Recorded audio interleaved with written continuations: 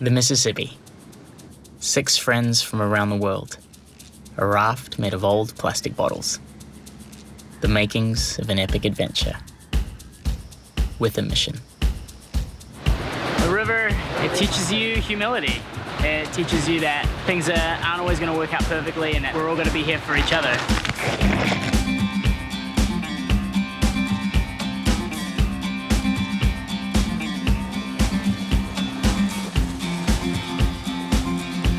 The Mississippi is one of the longest rivers in the world, and now one of the most polluted. Me and my friends wanted to see if it was possible to travel its 2,300-mile length on the same trash that spoils it, to prove that our everyday rubbish can be turned to other uses. We constructed a raft from 800 plastic bottles and other reclaimed materials. We were a small crew. Me, Dan, the instigator of the trip, Xander, and Hannes, our boat builders, Olivier, the skipper, Sebastian, who was our navigator, and Gary, the filmmaker. We're very excited. But the most important people on our journey were the river's inhabitants. All along the way, we wanted to find out from them how the Mississippi is changing.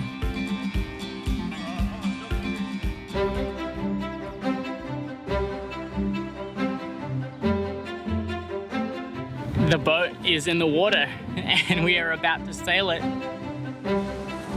We set off to catch the trade winds.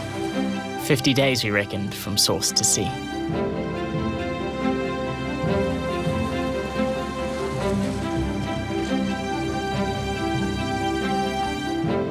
The upper Mississippi flows 1,300 miles from Lake Itasca in Minnesota to the confluence with the Ohio River.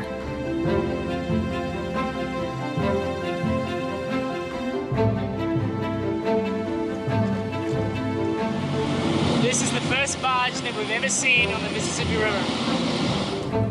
Man, it's great wind straight from behind us, so it's a pretty perfect day right as we hit Lake Pepin.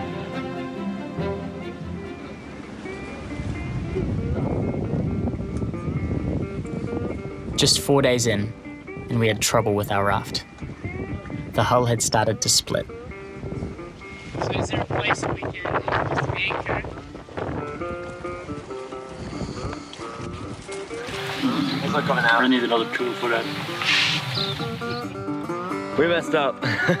We're chopping apart some pallets, we were last minute boat repairs and hammer breaks. Xander meets hammer, hammer loses. We reinforced the front of the boat and were soon on our way. But then we hit a problem we couldn't control. The weather. I didn't pack too much stuff, man. Didn't do a jacket, didn't do any long sleeves, so didn't really expect Minnesota to be so cold. Warm up. I want a hot chocolate. Warm up. So predictably, our first port of call was in search of a hot drink with one of the river folk. I've grown up in Minnesota, and my love of fishing, I've always been attracted to the water. It's amazing how resilient the river is, because we have had many new exotic species move into the Mississippi. The big ones that are getting a lot of the press are the silver and bighead carp, and you'll see those as you migrate down the river. Biggest impact because of the barges is the locks and dams. They had to build the locks and dams to have deep enough water for the barges to run. And habitat-wise, that's probably been the biggest impact. And the Mississippi is one of these very special places on the planet Earth. It's created this corridor for the migration of animals. Even though this is the most industrial river, it's also the most important flyway for birds. The real story of this river resides with the people along its banks. My mother's family, my mother's father and her grandfather were all employed out here on this river. I can't vision anything different. This little piece of paradise, I hope it never changes. So we climbed up to look afresh at this river through their eyes. And yes, it was some kind of paradise.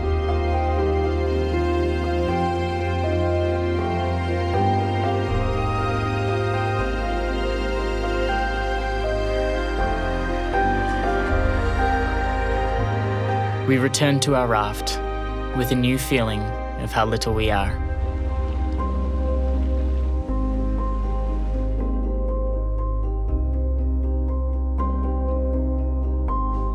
This trip wasn't about us going somewhere. It was about the river knowing where it was going, and we were going with it.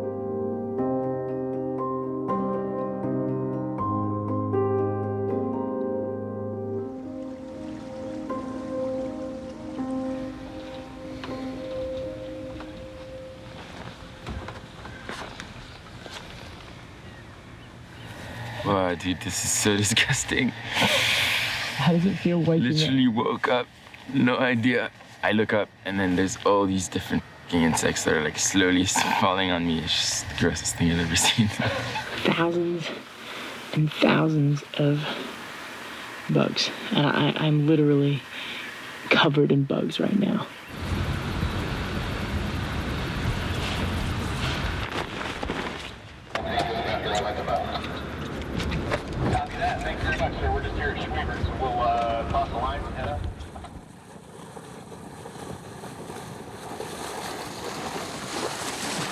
We were like all high school kids, but when we read The Adventures of Huckleberry Finn, it was like, oh, okay, yeah, here's what we're gonna do.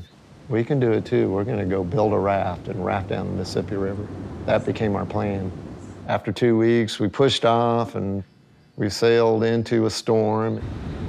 You know, we were doing okay, just getting into the current and getting the feel of things. We didn't know any better what it should feel like, you know. And it was cool, we were just floating along, and then the storm hit. It just slammed us right across the channel into the shore, into these marshes. The captain was screaming. We had no control of this. Oh my goodness, this is insane. No chance of going anywhere today. This is crazy, man. This is 9 a.m. in the morning, dude. The river taught us her first lesson. It's all about being tough and keeping a low profile and always being ready.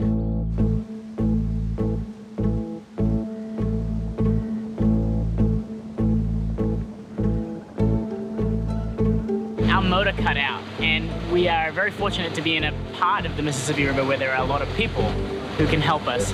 The river, it teaches you humility. It teaches you that things aren't always going to work out perfectly and that we're all going to be here for each other.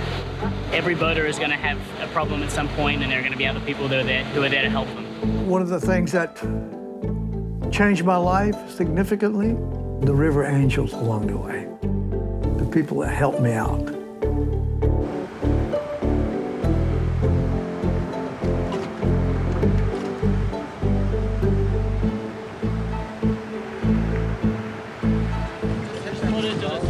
In my opinion, the biggest problem the Mississippi River has today is trash. You walk on the sand, on the beaches and the sandbars and the contributaries, and you just see plastic after plastic after plastic. It's really something that you would not have seen 20 or 30 years ago. The chemicals that might be in the river that you cannot see, from all of the agricultural stuff and some industry that's on the riverbank, what kind of heavy metals, pesticides, herbicides. In the past 30 years since I first went down the Mississippi, there are more power plants, there are more steel mills, more traffic. Nothing lasts forever, nothing is infinite. So we do have to make smart decisions about where to build things and where not to build them. This paradise is changing, and it seems we are the ones who are changing it.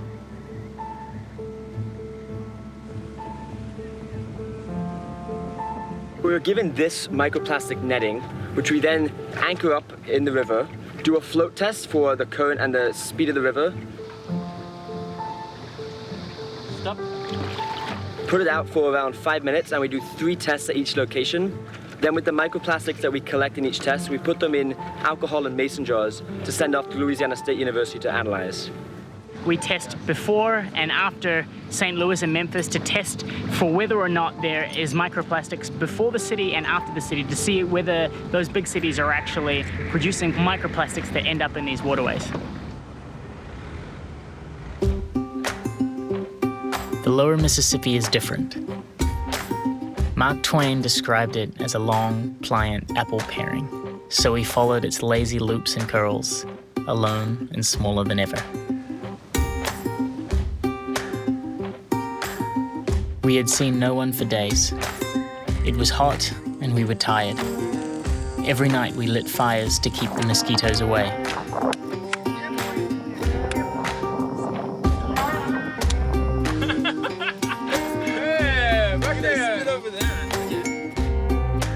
But there were still times when you looked around you and realized this is a very special moment that you have a responsibility not to forget. 1, 2, 3.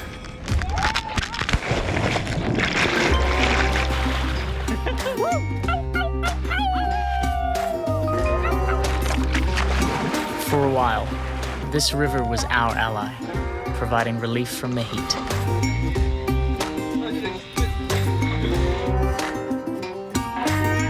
Completely stuck in the mud.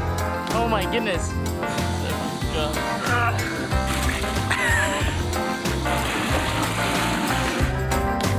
Our next port of call was Louisiana State University to get our water samples analyzed.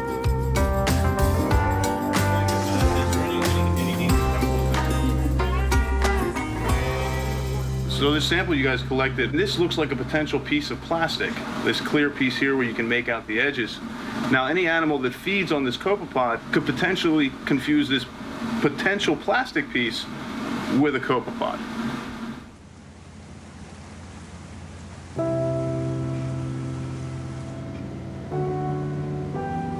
It wasn't good to hear that these tiny pieces of plastic, or mermaid's tears as they are called, are now in our food chain. We were nearing the sea, the Gulf of Mexico. This is amazing. 56 days. 60 days, brother, 60 days. 56 days.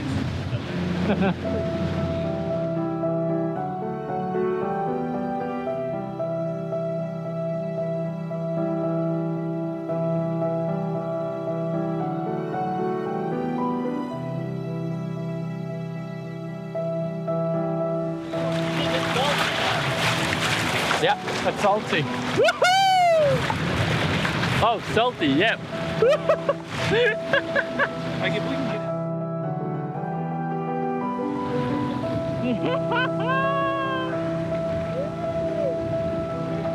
Yes! Oh my goodness!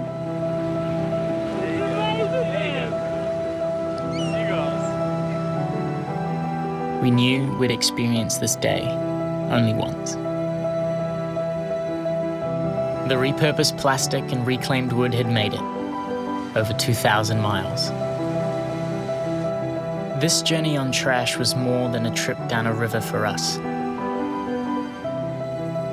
We were small, but we were no longer insignificant. We now knew we had a responsibility beyond ourselves.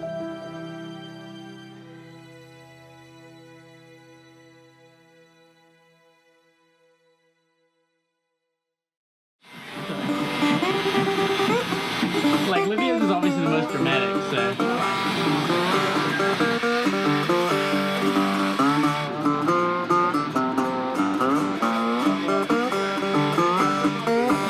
Too blonde. So how did y'all keep from cooking out there?